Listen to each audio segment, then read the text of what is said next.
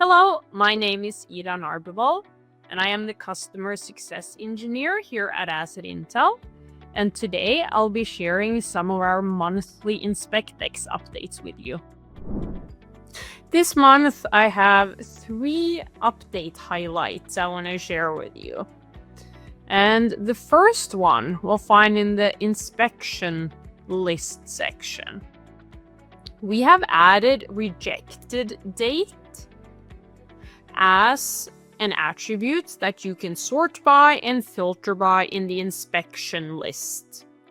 And what that means is that you can see inspections that have been rejected at some point and get the date that that rejection happened.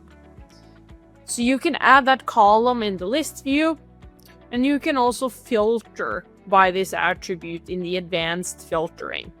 So search for your rejected date, and then you can define a date range and search. And you see the rejected date here.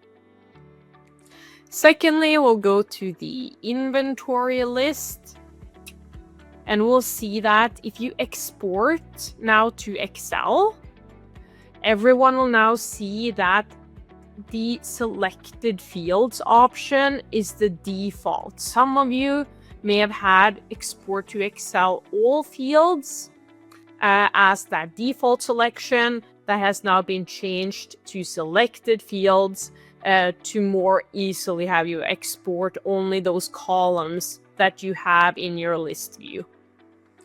And lastly, we have added team lead ID in the admin settings.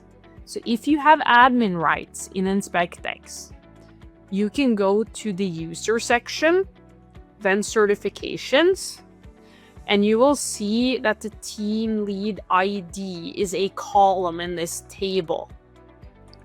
So what that allows you to do is that you can view a user, and you see this box up here. You can enter the team lead ID for this person. And then hit finish. And you see that this ID you added shows up. So this is the team lead ID that the SNBI calls for. And you are now able to view and edit that for users in the admin section. So that's what we had this month. And I will see you all next month.